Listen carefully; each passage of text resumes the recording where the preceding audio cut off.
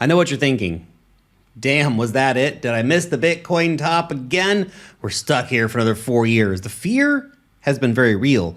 The sentiment sucks ass. Everyone's second guessing if this bull market's already over before any real euphoria has even hit the market. The dullest bull market ever for crypto. Meanwhile, the S&P 500, the NASDAQ, they're at near all-time highs. Gold's already been on an insane rally this year. Bitcoin, not so much. Having a pretty lame bull market overall. So WTF is going on here? Well, hear me out, okay? Maybe the top for Bitcoin isn't in yet. Maybe this isn't the real crash. Instead, just a healthy correction. And maybe this isn't just any correction. Maybe Bitcoin, our young guy here, is growing up finally. Maybe this is Bitcoin's IPO moment. And if that's the case, that's super bullish. So let's talk about the bullish case for Bitcoin. Now, this inspiration for this video comes from an article that just dropped on Substack from Jordy Visser called Bitcoin's Silent IPO. Go give him a follow. The title of it is Why This Consolidation Isn't What You Think. And I think it's an interesting perspective that's worth a discussion because right now, a lot of people have been losing their damn minds over Bitcoin's sideways price action. A few months ago, we decorrelated from stocks. We decorrelated from M2. Everything's been ripping higher. Bitcoin's been doing nothing.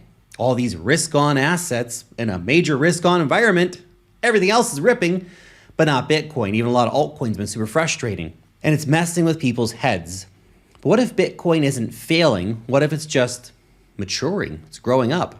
Visser makes a killer comparison here. He says Bitcoin's going through the same kind of phase that traditional companies experience when they go public and an IPO on the stock market. Bitcoin's not a company, obviously, or the shares of the IPO filing, that kind of stuff. But the reaction from the market and from early investors is relatively the same. Now, in TradFi, early investors take massive risks by backing companies before they go public, and they reap massive rewards when the company goes public and they can finally cash out. That's what an IPO is, a liquidity event, a chance for early believers to diversify without tanking the market, and the chance for new believers to come in and ride the market higher. Now think about Bitcoin. Who have been the biggest sellers over the last year? OG whales. We had the famous case of a dude who dumped 80,000 Bitcoin in just a few days. Another guy came out and dumped 140,000 Bitcoin. 400,000 Bitcoin in just the last month. Miners selling as well. Cypherpunks have been holding since 2010 and mined 10,000 Bitcoin on their laptop. That kind of shit, right? We need to let them go. We need to let them have their moment. And that's exactly what they're doing.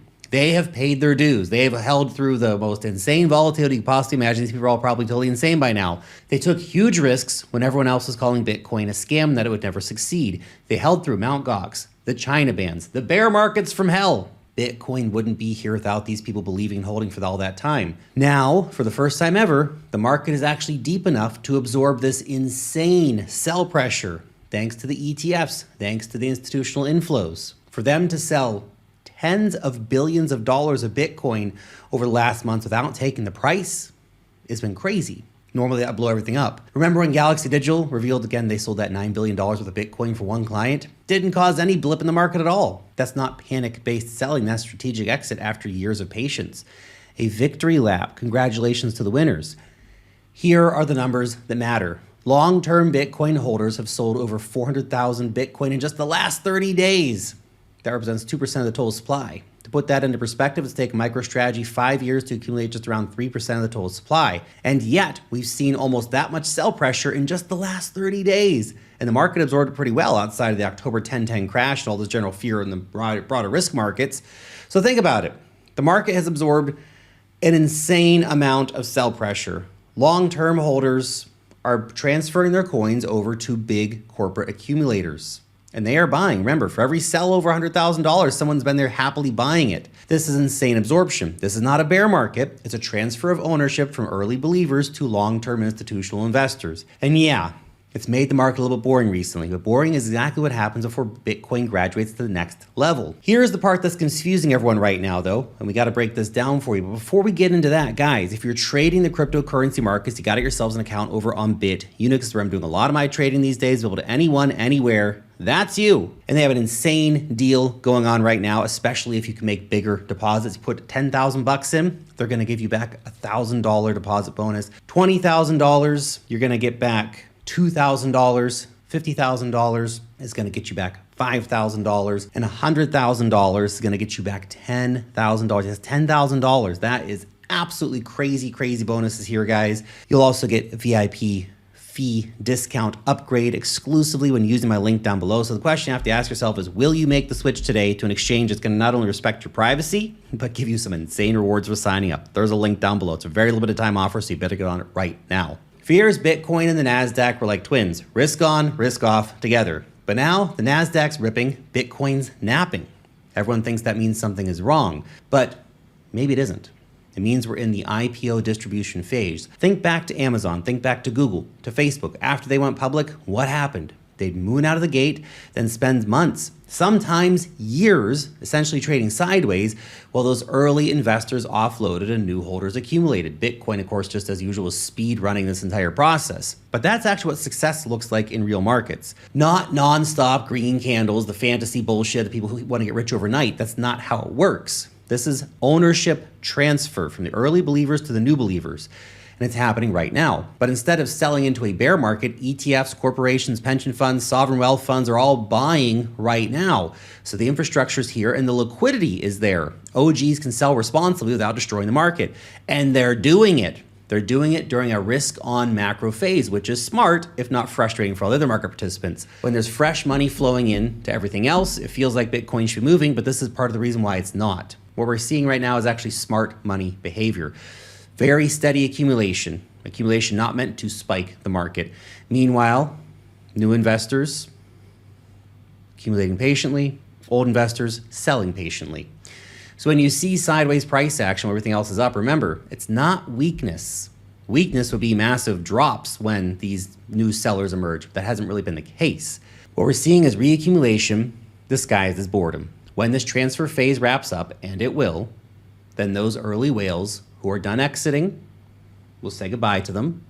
And that's when the price ceiling becomes the new price floor. By the way, guys, if you want to stay ahead of everything happening in the cryptocurrency market, I got a free newsletter. It's awesome. There's a link down below. Go check it out. We cover Bitcoin, crypto, stocks, prediction markets, and much more. Go check it out. Okay, anyway, let's talk about what this means for the next phase of the market. First is patience.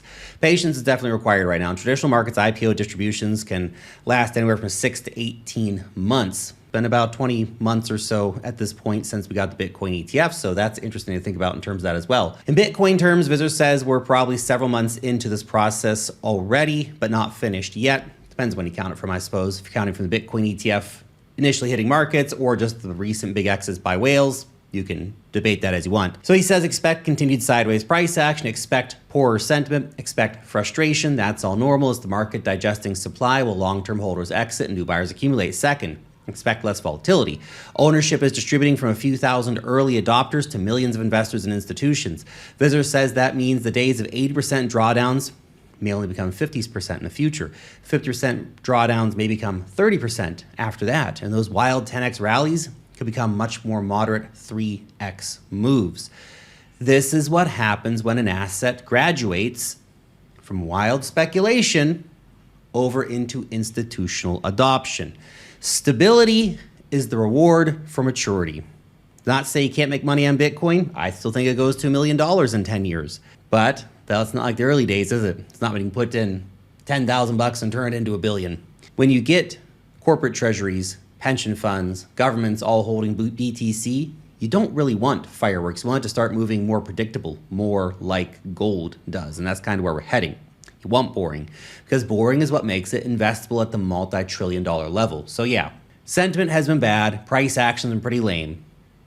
Everyone's been feeling kind of burnt out by this cycle. But this consolidation is the quiet transfer of wealth from OGs to institutions, and that's the price of Bitcoin adulthood. That's the price of Bitcoin maturation, of Bitcoin adoption. Once distribution completes or slows down, Bitcoin will likely start moving with risk assets again, just with a more resilient, less volatile structure than before.